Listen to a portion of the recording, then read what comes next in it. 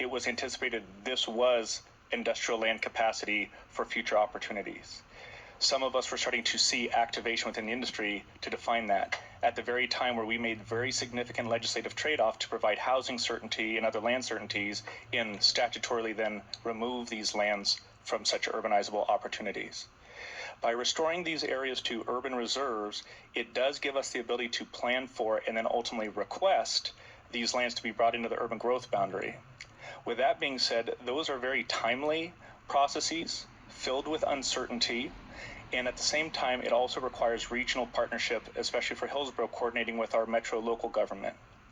The City of Hillsboro recently updated its economic opportunities analysis, which is a document we use to inform what are the levels of activity within our industries and what are the types of land needs, infrastructure needs, workforce needs that we have to go through that.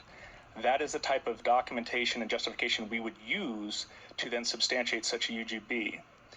I have concerns about the certainty of our ability to proceed with confidence, both planning, bringing infrastructure in these areas, and then being able to go to either federal government partners or to industry partners and put these sites in front of them because of the uncertainties of the process.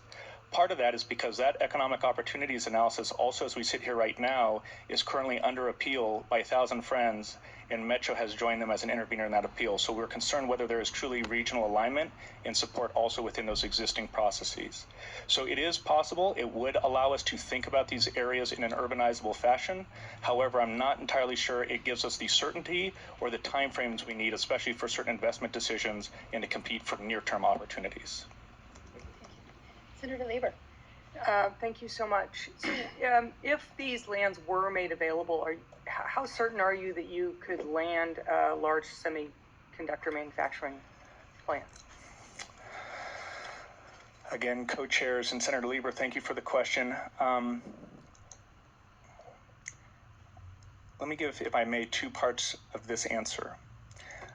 What I can speak most certainly to is that if we do not take actions collectively to get these lands ready and of the scale and sizes needed and defined by this opportunity, I can assure you we will continue to miss out on opportunities much like those that Colin Sears from Business Oregon reported on over the last couple of years. That is a known and that is a certain. If we are able to prepare these sites and bring them forward, I cannot guarantee you within a certain time frame or with a specific specificity around the company or the specific use. But what I can assure you is we have the capacity both locally and within our other partners to finish the planning for the infrastructure and continue to deliver these sites. That gets enhanced if there's additional state partnership and contribution, which would be needed, especially of something of this scale. And that would also make us very competitive as we then pursued future opportunities. Some of the lands that we spoke to this evening, especially that area up to the north, what we call our Meek sub area that's inside the urban growth boundary, and the half of that yellow site, outline site that is inside, we have competed already on a national level multiple times over the last couple of years for significant opportunities. And we have often been told, you have a very attractive state, you have a very competitive site, your incentives need a little bit of fixing and certainty, and your sites in some cases are not large enough or not development ready enough. And that's why we as a community over those last couple of years have really further ramped up our investment in our delivery of these areas. That to me tells me, and why I speak with, very pointed comments here, that if we can bring this together, we will be competitive, and then it becomes a matter of time and the what that would come into this area. Thank you. Thank you. Any other questions for this panel? Do not see any. Thank you. Oh, I'm so sorry. Representative Deal. Thank you, Co-Chair. Thank you both. So the idea with these lands in the purple and green and would that be for industrial? All of that be used for industrial purposes? And where will people live? Co-chairs and Representative Deal, thank you for the question. Andy, would you like me to take that one too? Yes. I just feel like I'm hogging the mic. So Hillsboro is part of a broader metropolitan region and a very large job shed. We have many residents that live within Hillsboro and work elsewhere. We also have many employees that work within Hillsboro and live elsewhere. And then we have many employees that also live and work within the various aspects of our community, back to that notion of complete community planning and really embracing the Oregon land use system in that regard. We right now continue to densify our urban centers and town centers, areas around our light rail stations, in and around our downtown, some of those other areas. A Renko station, for those of you that have been out to Hillsboro, that is immediately south of Intel's campus, is a transit-oriented development node with great density. And we also continue to build out areas like South Hillsboro, which is one of Oregon's largest master plan communities for about 8,000 units with a variety of middle housing types and densities. So we continue to recognize that housing is a key component of this conversation. Cost of housing, the amenities, that also affects our competitiveness for these type of investments.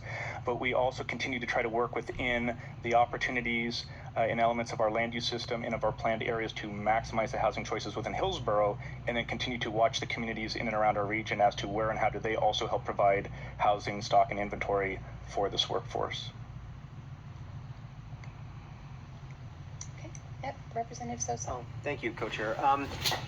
Gentlemen, Senate Bill 4 is the bill that we are looking at, and there are provisions in here that talk about land use and providing the governor with some flexibility in order to bring some lands into the UGB for industrial development. From your perspective, does the bill as currently drafted provide the ability to do what you're proposing here? We believe Hillsboro is in a bit of a unique situation compared to most other jurisdictions around Oregon in that we have the statutorily constrained lands that are the prime locations for us to consider this opportunity. And that's why we believe, as we presented here this evening, a statutory solution is most warranted and appropriate in that space. The executive authority provisions within Senate Bill 4 do provide some opportunity that could augment or enhance part of that conversation possibly, but we also have, I believe our mayor has submitted a letter into the testimony, questions around the timing and the certainty and the processes associated with that. That, for us, is a key factor because we need to be responsive to the market and the industry needs and timing, as well as those opportunity windows that are being created by the CHIPS Act, and it is still a little unclear for us in terms of where and how that executive authority would provide clarity and certainty around the land areas and the sites, and then to what degree that would also maybe be paired with other state participation and opportunities. We see some potential for it, but we also recognize, at least in our situation, which is different than most others, we acknowledge that we still require statutory fixes, especially to those rural reserve areas. Thank you. Vice Chair Wallen. Thank you.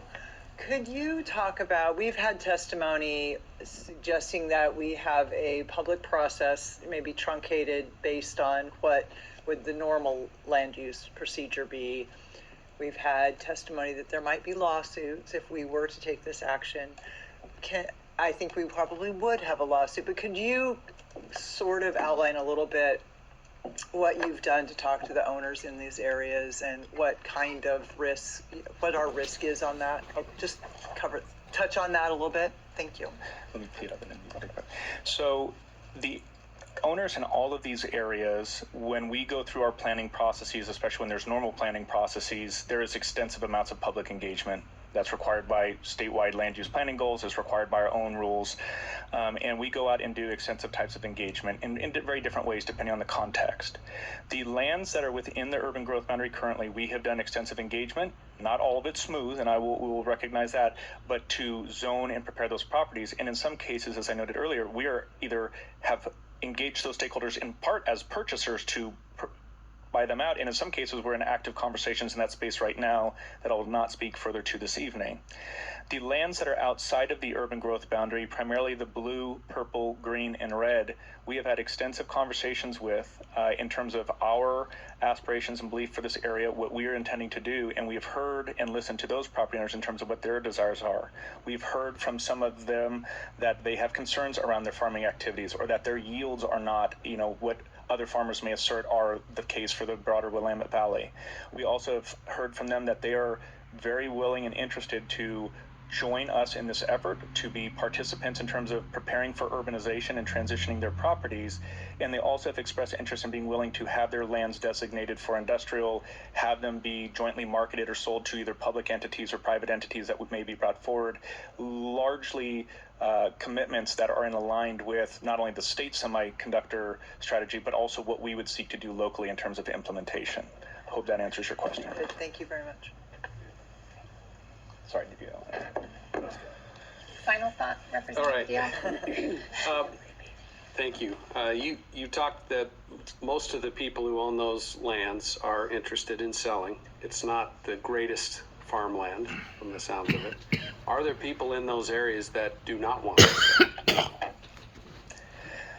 I believe there's a letter in the testimony this evening, and from our understanding in terms of engagement with those property owners, the large majority of them have expressed very directly and in writing a commitment and a willingness to work with us and express an interest. In areas such as this, it is sometimes difficult to have 100% unanimity of those sentiments, and so I probably cannot sit here this evening and say 100% of the property owners are fully on board and supportive of that. Most of them are aware, and as we've shared, most of them have also expressed a willingness to support and align with these efforts.